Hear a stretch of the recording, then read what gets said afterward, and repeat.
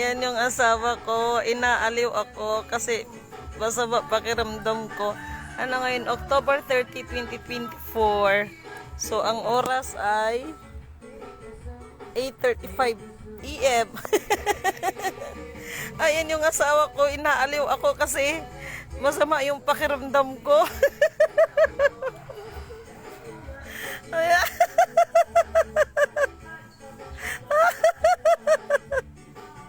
Ganyan kasi yung asawa ko pag alam niya na ano, inaaliw ako. Paano? Aray ko mo.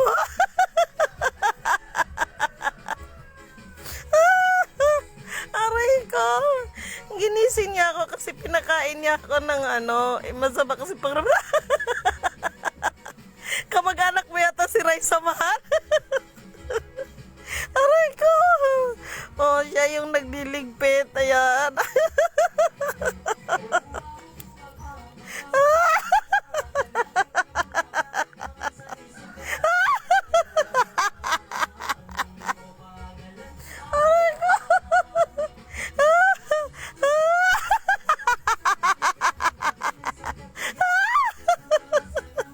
Harap ka dito. Aray ko. Sige na.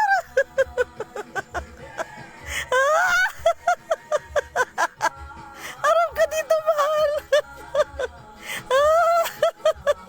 Mas magaling pa itong sumayaw sa akin. Aray ko.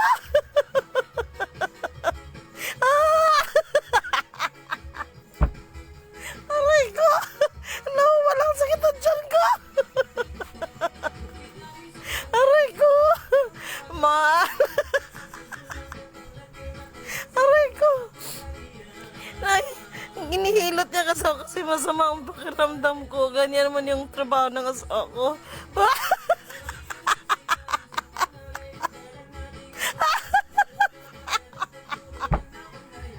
Aray ko.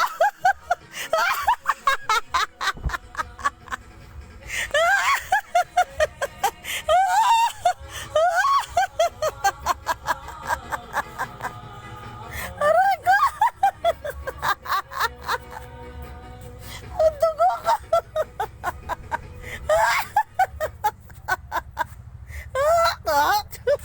Thank you, ma. Aray ko. Inaano niya ako kasi ayan, hinihilot niya kasi ako dahil alam niya masama ang pakiramdam ko. Ay, Diyos ko, thank you sa asawa ko. Espérame. No, kasi nga kanina pa masama aray ko. Masama kasi yung pakiramdam ko. Kaya yan, abang inihilot niya ako yan, pinapatawad niya ako. So, have a blessed good morning sa inyong lahat. No, pero sige lang, kaya. No, konting pahinga lang siguro sa overpatig siguro to. Kasi sa dami ng sa dami ho ng ginawa. Ayan, naglalambing naman siya. Aray ko. Basa yung sobrang pawis, mahal.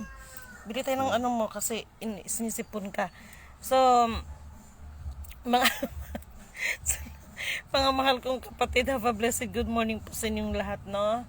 At sana napanood niyo yung vlog ko kagahapon kasi nga ito na yung mga pinagagawa natin. At anyway, no, ano ko na lang, insert ko na lang ito, no.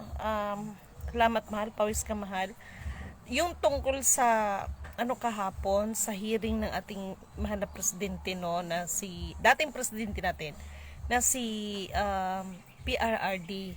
Actually po kung tutuusin, no, ay ako personally, no, nagpasalamat ako sa naggawa ng ating mahal na presidenteng Digong, no. Nagpapasalamat ako sa kanya kasi ho totoo naman ho lahat 'yun eh, no.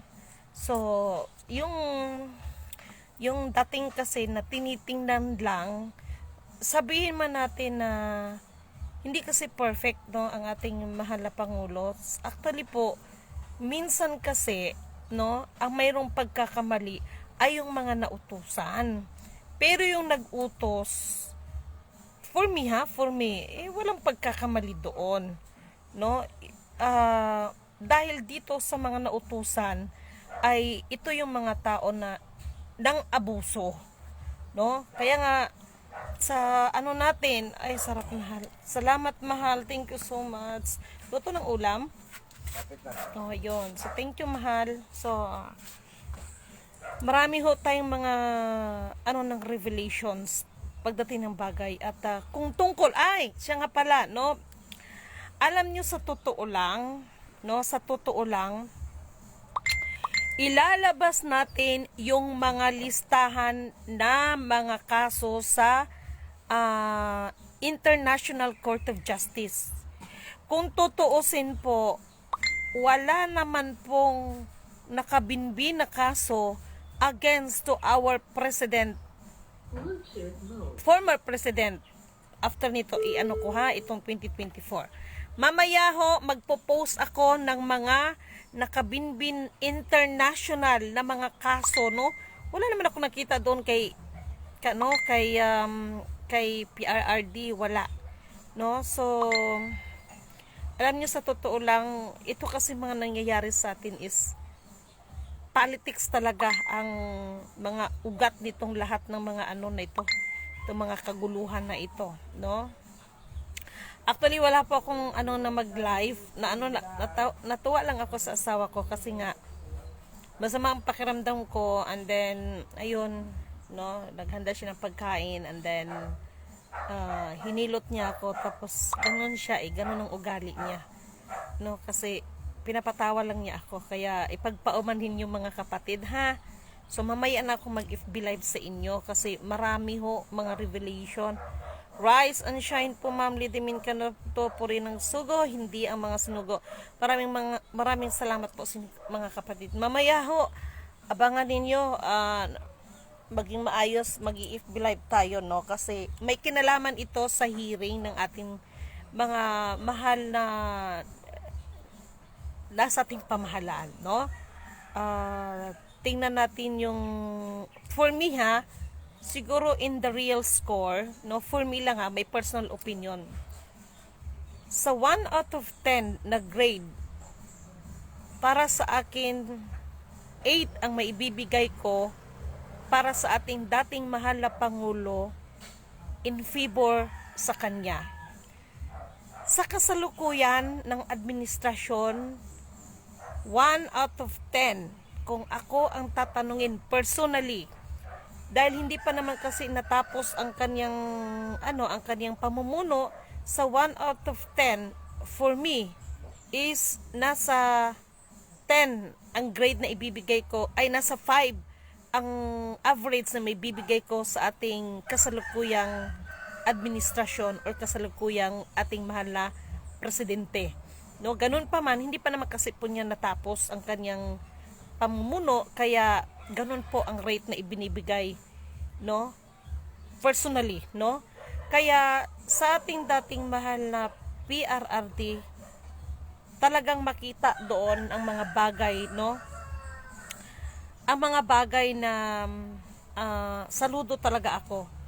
Yung pinag-uusapan na divine government, hindi matutupad ang divine government kung walang katulad ng mamumuno sa atin na katulad ng dati nating mahal na Pangulo na PRRD. Kaya huwag kayong mangarap ng iba dyan ng divine government, no?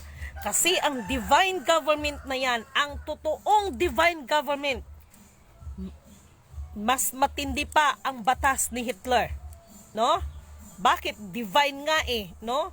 Kaya maraming pagbabago. Baka kala niyo yung divine government na pinag-uusapan natin, sorry for these words, mag-hallelujah, praise the Lord ang gagawin natin. Hindi po. Ganun pa man, nandoon yung, syempre, hindi mawawala yung we glorify and honor to our Almighty God. Pero, ang totoong divine government, no?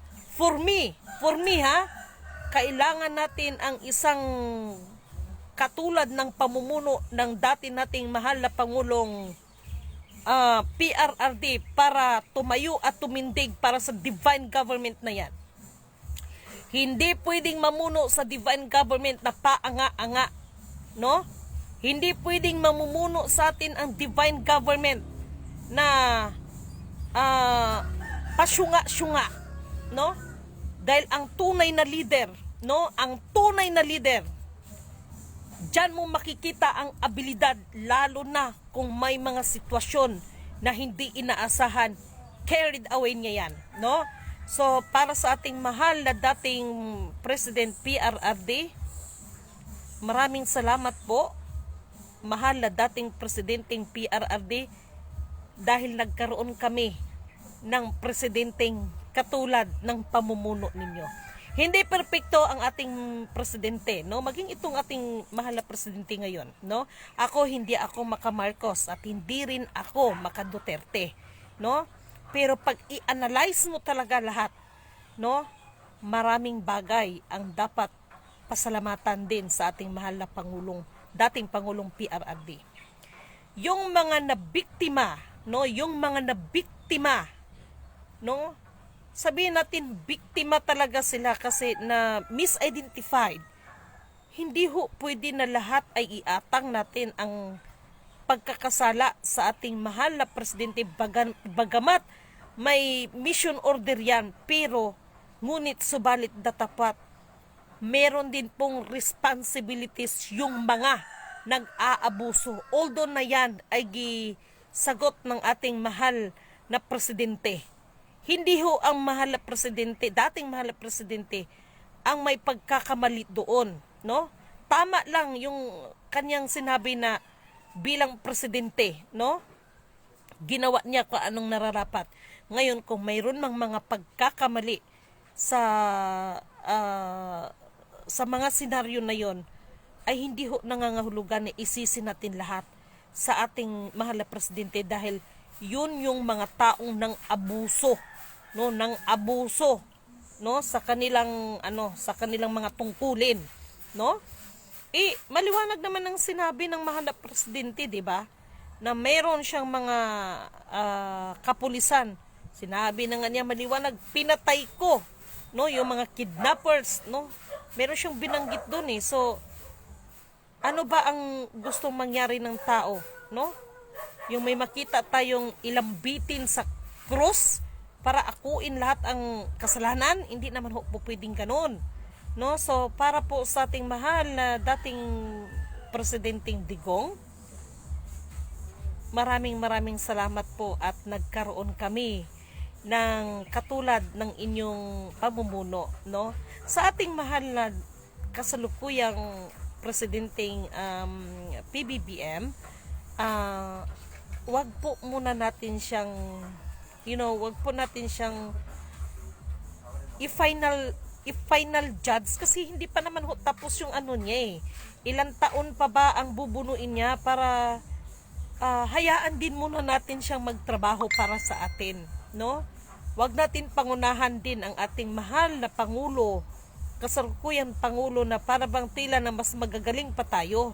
Kung nakita man natin yung kanyang kahinaan, no? Ay lahat naman tayo eh, no? Iba-iba kasi ang karakteristik ng bawat isa sa atin. Ang mahalaga, suportahan natin kung ano yung nakakabuti para sa atin.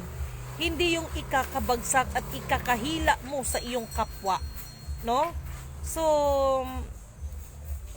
binabati ko po lahat. Maging si Senadora Risa Hontiveros, no? For me kasi hindi ko pwedeng lahatin dahil iba-iba ang ating pananaw at pamantayan ng pangunawa. Para sa ating mahal na Senadorang Risa Hontiveros, binabati din po kita, Senadora, dahil napanatili mo, no, yung pagiging, alam mo yon, pagiging calm down, yung pagiging professionalism mo pagdating ng inyong hearing at nakita ko rin po talaga yung trabaho ninyo ay ginawa nyo lang din kung ano ang mga nararapat, no? So sa mundong ibabaw na ito, walang perpekto, no? Walang perpekto, no? May mga senaryo lang na nakakatawa, but in realidad kung pagkakaisipin mo, real talk yon, no? Hindi lang yung nakakatawa, kundi real talk talaga yon, yung mga senaryo na yun sa kanilang hearing. Maging sa ating kay chair, kay Senador Villanueva, no? So lahat, for me ha, lahat ay ginawa nila ng kanilang abot na makakaya, no? Lahat sila, no? Lahat pinakita nila yung best nila, no? Um, for me lang, sa lahat ng mga kababayan, no, ay mas maigi pa rin na magsikap tayo sa ating sarili. Hindi lahat ng mga bagay ay iasa natin sa ating mahal na gobyerno, no? Kailangan pa rin po nating kumilos, no? Sa ulitin, itong kasalukuyang administrasyon natin, hindi lang kasi mahilig mag-show up itong ating mahal na Pangulo sa kasalukuyan, no? Marami din po akong bagay na hinangaan sa ating sa kasalukuyang mahal na presidente. Nakita mo yung pagiging opposite nila kasi nga bawat namumuno may kanya-kanyang karakteristik yan. At aminin man o hindi, kahit gaano ka kalakas, kahit sino ka pang pinakamalakas na namumuno sa isang bayan, meron din po yang kahinaan. We are not perfect, okay? So ako personally, na-appreciate ko yung mga bagay na sa palagay ko ay ito'y tama, no? Doon ako sa positive sides, no? Kasi yung mga negative sides na kung kinakailangan, yun yung ating itutuwid. Yun ang ating ituwid. Hindi para i-condemn mo yung kapwa mo sa lahat ng mga pangyayari. No? So, binabati ko po ang ating dating mahal na Pangulo. Binabati ko lahat ng mga lahat ng humawak ng pagkakataon na yun sa kanilang hearing. Ay, Lidimin Canuto, saludo po ako sa pinakita ninyo, pinamalas ninyong mga tungkulin na inyo lang ginagawa, no? So, same with sana, no? Alam niyo, sa totoo lang, wala pong nakita si Lidimin sa International Court of Justice na nabinbin na kaso against our president. International na mga usapin, wala pong ganon. After nito, gusto kong i-share sa inyo, ipopost ko po ito. Okay, wala akong nakita doon, no? About sa mga human rights na may kaso, wala akong nakita. Ngunit, subalit, datapwat, no? Meron akong nakita na order na next year, magkakahulihan po ang mga nagpapanggap na mga nag-claim na mga bagay-bagay na alam naman nila sa sarili nila na hindi sa kanila. Saway kayo. No? Malay natin, doon papasok yung kaso na yan, no? Pasensya na kayo, nakahiga ako kasi medyo masama lang ako nararamdaman sa katawan ko dahil bilang isang babae, pag inabutan ka ng red tide, natural lang na masakit ang tiyan mo.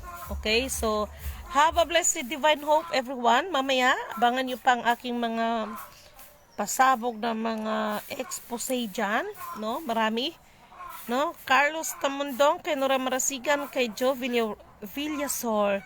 Hello po, Sister Lidimin. Magandang magandang umaga. Purihin ang nagsugo. Purihin ang kataas-taasan, no? Maraming salamat po kay kapatid na Joe Villasor, kay Carolina Katungal, maraming salamat po kay Ilin Kailing. Hello ma'am, good EM, musta? Medyo pagod ka? Yes, pagod talaga. And then after this, meron naman tayong lalakarin para nga ito sa paghahanda para po sa ating lahat. Okay, Joseph Lozarita, yes po. First, at meron siyang isang salita at takot mga kriminal sa kanyang pamumuno. Yes, kaya talagang hinahangaan ko rin po talaga ang ating mahal na dating Pangulong PRRD. So, nakakamiss din yung kanyang nakakamiss din yung kanyang pamumuno, no? Ako, tahasan ko talagang sasabihin sa inyo, yung divine government na pinag-usapan ninyo. Kailangan natin ang katulad ng dati nating mahal na Pangulong PRRD para sa divine government na yan. No? Kailangan natin ang katulad sa kanya na mamumuno sa atin para matupad yung divine government na yan. Akala nyo, divine government, mag hallelujah, praise the Lord, tayo lagi niyan ha, mga banal ang pagdating ng divine, hindi po. Alam niyo sa totoo lang, kung talagang nauunawaan ninyo, nako, yung divine government na yan, yan yung mga, sabi ko nga sa inyo, mas mahigpit pa yan sa panahon ni Hitler no? Ayan, kay Sotero Sally, thank you so much po, no? So, for the meantime, yan lang po muna. Sandali, sino to? Okay, sandali lang, okay.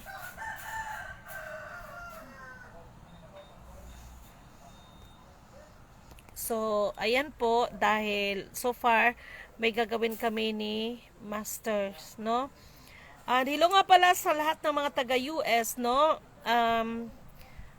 For me, Lidimin Canoto, for me although I am not a voter from USA, but for me, it's personally, I ini-endorse ko po talaga that vote straight, no? Sa side ng ating mahal na kapatid na Donald Trump.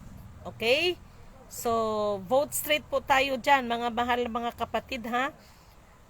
Malaki po ang maiambag, no? Kasi ang ating mahal na kapatid na Donald Trump ay nauunawaan niya ang tungkol po sa mga sinasabing heritage account, mga global asset na uunawaan po niya, no? So, yung mga iba, no, ay ayaw ipatupad ang tungkol sa humanity dahil gusto nila na maghahari ang geopolitics, but hoping sa pagkakataon na ipagkaloob sa ating mahal na kapatid na Donald Trump ay malaki ho ang pagbabago, no? Baka bigla tayong magkanta niya ng Wind of Change, no? So, mga mahal na kapatid, vote straight, no? Sa side ng ating mahal na kapatid na Donald Trump, no? So, mabuhay ang lahat ng mga gumaganap, sikapin natin, pagsikapan natin na anuman ang ipinagkaloob, ipinagkatiwala sa atin na mga dapat gaganapin ay magawa natin yan ng abot ng ating makakaya, at higit sa lahat ang bigyan ng kapurihan, kadakilaan, kaluwalhatian at pasasalamatan ay ang kataas-taasan at hindi ang ating mga sarili. Purihin ang nagsugo, hindi ang mga sinugo. Have a blessed divine hope, divine peace, and divine prosperity us. Okay, so have a blessed good morning po sa inyong lahat. So, kay kapatid na Rolando de los Reyes Gose, sa buong group chat, thank you so much po sa inyong lahat at maraming salamat.